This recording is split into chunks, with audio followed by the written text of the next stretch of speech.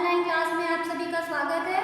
आज हम क्लास 5 में इंग्लिश सेकेंड पढ़ेंगे। इंग्लिश सेकेंड का lesson 12 active and passive voice. आप पिछली की कक्षाओं में पढ़ चुके हैं कि एक्टिव वॉइस और पैसिव वॉइस किसे कहते हैं। आइए एक बार फिर से हम जानकारी प्राप्त करते हैं। यहाँ पर आप देख पा रहे हो कि ब्लैक बोर्ड पर लिखा हुआ है एक्टिव वॉइस। एक्टिव वॉइस किसे कहते हैं? क्रिया के द्वारा कर्ता को प्रधानता देना। एक्टिव वॉइस में क्रिया के द्वारा कर्ता को प्रधानता दी जाती है। कर्ता स्वयं किसी काम को करता है। जैसे एग्जाम्पल है वह पत्र लिखता है। वह मीन्स यहाँ करता है, कर्ता अपना काम स्वयं कर रहा है, इसलिए यहाँ यह वाक्य एक्टिव वॉइस में लिखा हुआ है। He writes a letter. He writes a letter. He यहाँ सब्जेक्ट है और जो सब्जेक्ट है वो अपना काम खुद कर रहा है पत्र लिखने का, इसलिए यह वाक्य एक्टिव वॉइस में है। एक्टिव वॉइस बनाने का जो स्ट्रक्चर है वो कुछ इस प्रकार होगा। सब्जेक्ट होगा, फिर वर्ब, भी से हम वर्ब को दर्शाए हैं, उसके बाद आता है object. Passive voice. Passive voice किसे कहते हैं? क्रिया के द्वारा कर्म को प्रधानता दी जाती है। क्रिया के द्वारा किसको? कर्म को प्रधानता दी जाती है। ऐसे वाक्य को पैसिव वॉइस कहते हैं। एग्जाम्पल देखिए यहाँ पर, एक पत्र उसके द्वारा लिखा जाता है। A letter is written by him. A letter is written by him. Passive voice बनाने का स्ट्रक्चर कुछ इस प्रकार होगा। पहले ऑब्जेक्ट, फिर HV से नोट किया गया है हेल्पिंग वर्ब, उसके बाद आएगा वर्ब का थर्ड फॉर्म, ये भी लिखा हुआ है वर्ब का थर्ड फॉर्म, फिर बाई लगाएंगे, उसके बाद सब्जेक्ट। ये है एक्टिव से पैसिव वॉइस बनाने का स्ट्रक्चर। एक्टिव से पैसिव वॉइस बनाने के लिए कुछ नियम दिए गए हैं जो इस प्रकार से हैं। ब्लैक बोर्ड पर लिखा हुआ है, आप देख पा रहे होंगे।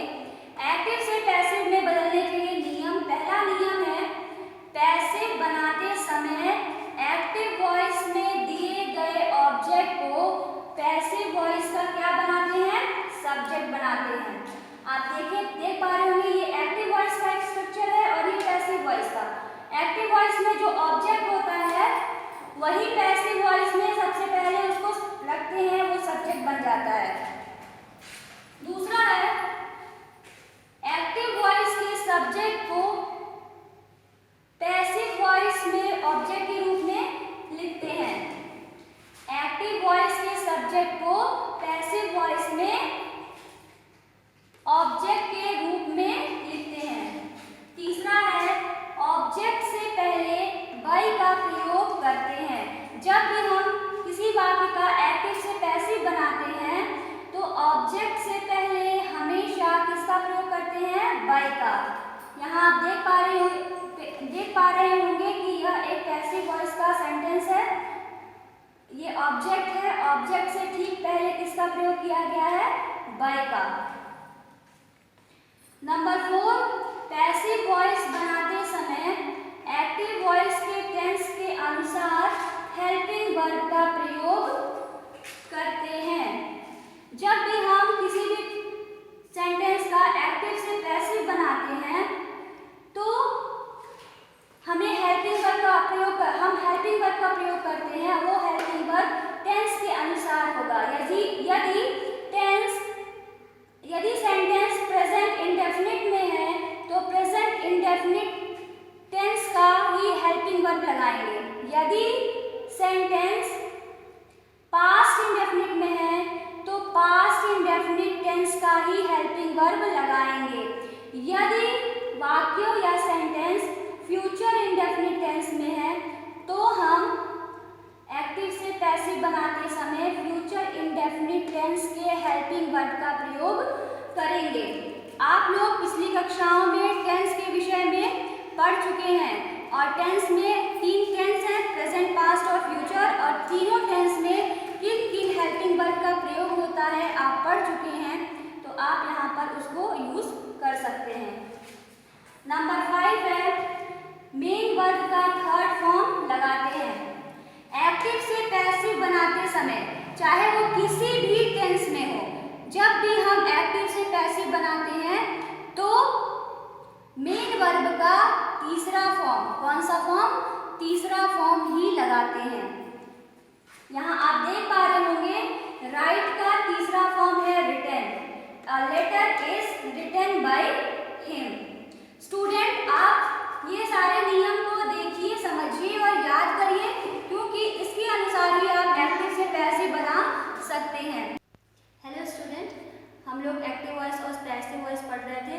अब हम जानते हैं कि एक्टिव वॉइस से पैसिव वॉइस बनाते समय यदि सेंटेंस प्रेजेंट टेंस में है तो किन हेल्पिंग वर्ब का प्रयोग करेंगे, यदि सेंटेंस पास्ट टेंस में है तो कौन से हेल्पिंग वर्ब का हम प्रयोग करेंगे। तो आइए हम यहाँ ब्लैक बोर्ड पर एक चार्ट के माध्यम से पढ़ते हैं। एक्टिव से पैसिव वॉइस बनाते समय टेंस के HV नोट किया गया हेल्पिंग वर्ब का प्रयोग।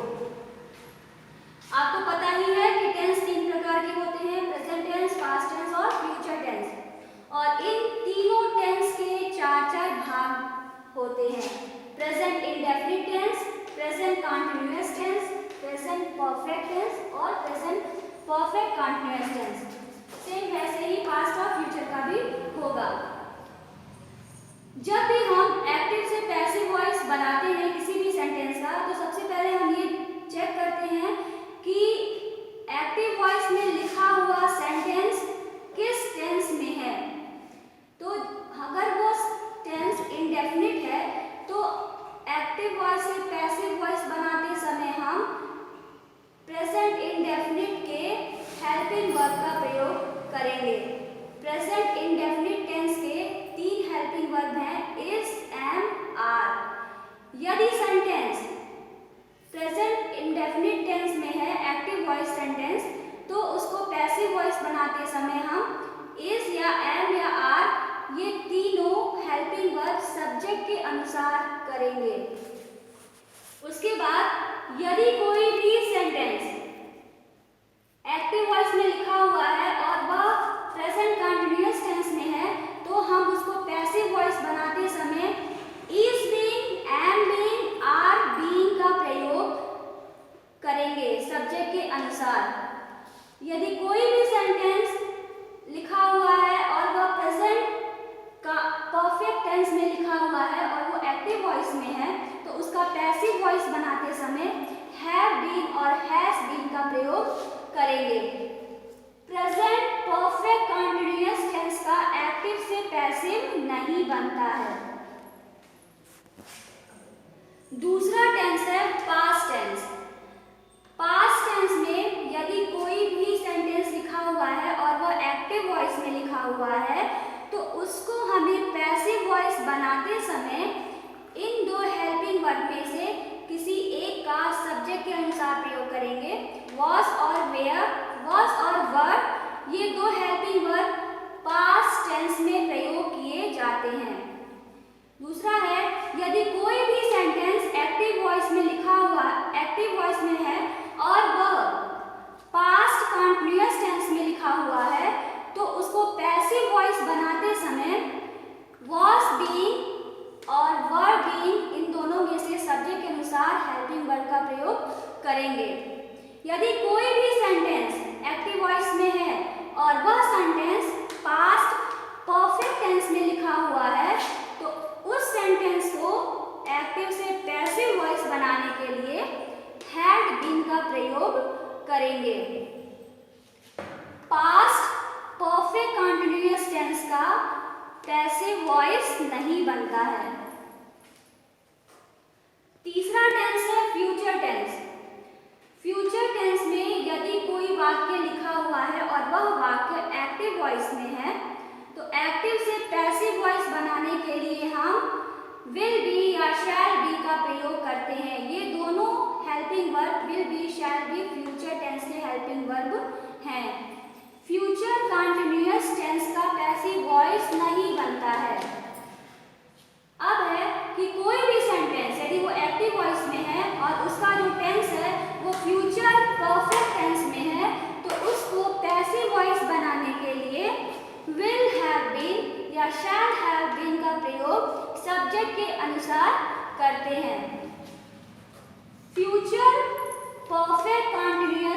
का पैसिव वॉइस नहीं बनता है।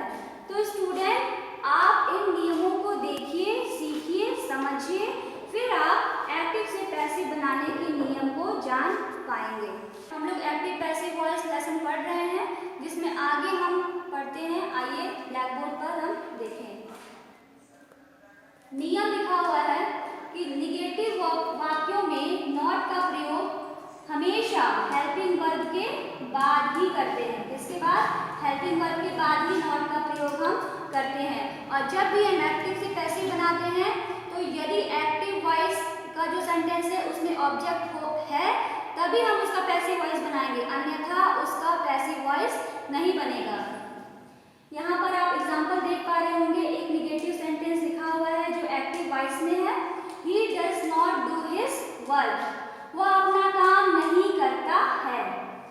जब हम इसको पैसिव वॉइस बनाएंगे, तो सबसे पहले हम क्या रखते हैं? एक्टिव वॉइस का जो ऑब्जेक्ट है वही इसका सब्जेक्ट बन जाता है। तो his work, यहाँ लिखा है his work। यह जो सेंटेंस है वो प्रेजेंट इंडेफिनिट टेंस का सेंटेंस है, वह काम नहीं करता है। तो प्रेजेंट इंडेफिनिट टेंस के अनुसार ही हम हेल्पिंग वर्ब का प्रयोग करते हैं।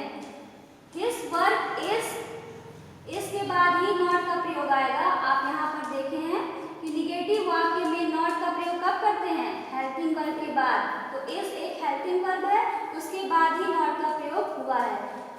और जब भी हम एक्टिव से पैसिव बनाते हैं, तो जो मेन वर्ब है उसका हम तीसरा फॉर्म लिखते हैं। कौन सा फॉर्म लिखते हैं? तीसरा फॉर्म। यहाँ आप देख पा रहे होंगे डू लिखा है। ये जो डू है ये वर्ब का फर्स्ट फॉर्म है, डू, डिड, डन। तो ये डन वर्ब का थर्ड फॉर्म है। उसके बाद वर्ब के थर्ड फॉर्म के बाद आता है बाय, उसके बाद आता है ऑब्जेक्ट। सब्जेक्ट को ही हम ऑब्जेक्ट बना देते हैं। His work is not done by him. Number second है इंट्रोगेटिव वाक्यों में यदि प्रश्नवाचक शब्द से वाक्य शुरू किया जाता है, तो पैसिव वॉइस में helping verb, HV means helping verb को सबसे पहले रखते हैं। यहाँ एग्जांपल दिया हुआ है एक्टिव वॉइस में, Does she not know your name? क्या वह तुम्हारा नाम नहीं जानती? तो यहाँ पर जो क्या शब्द है वो वाक्य के शुरू में आया है, इसलिए हम इसका पैसिव वॉइस बनाते समय सबसे पहले हेल्पिंग वर्ब का प्रयोग करेंगे। तो यह जो वाक्य है सेंटेंस प्रेजेंट इंडेफिनिट टेंस का सेंटेंस है। तो प्रेजेंट इंडेफिनिट टेंस में 3 हेल्पिंग वर्ब होते हैं, इज, एम, आर। तो यहाँ पर जो इज का प्रयोग हुआ है वो सब्जेक्ट के हिसाब से हुआ है, इज योर नेम। इसके बाद क्या आएगा? जो ऑब्जेक्ट होता है एक्टिव वॉइस का वही सब्जेक्ट बन जाता है, इज योर नेम। उसके बाद आएगा नॉट, नॉट के बाद आएगा वर्ब का थर्ड फॉर्म। तो नो का थर्ड फॉर्म है नोन, नोन के बाद आता है बाय, बाय के बाद जो ये हर है, यहाँ पर शी का हर किया गया है, सब्जेक्ट का ऑब्जेक्ट बन जाता है पैसिव वॉइस में। तो is your name not known by her. Number 3, यदि प्रश्नवाचक शब्द वाक्य के बीच में होता है, तो पैसिव वॉइस में हेल्पिंग वर्ब से भी पहले उसकी इंग्लिश रखते हैं। जब भी किसी भी टेंस में प्रश्नवाचक शब्द वाक्य के बीच में होता है, तो सबसे पहले उस प्रश्नवाचक शब्द को ही रखते हैं, उसके बाद हेल्पिंग वर्ब आता है। यहाँ एग्जांपल देखेंगे एक्टिव वॉइस का, where did you put my book. यह जो वाक्य लिखा हुआ है यह वाक्य पास्ट इंडेफिनिट टेंस का है। Where did you put my book, तो सबसे पहले तुमने मेरी किताब कहाँ रखी थी, ठीक है। तो इसका पैसिव वॉइस बनाने के लिए कहाँ जो शब्द है प्रश्नवाचक शब्द है वो वाक्य के बीच में आया है, तो सबसे पहले हम उसी प्रश्नवाचक शब्द की इंग्लिश बनाएंगे, वेयर। लिख दिया वेयर, उसके बाद आएगा हेल्पिंग वर्ब। हेल्पिंग वर्ब का प्रयोग टेंस के अनुसार करेंगे।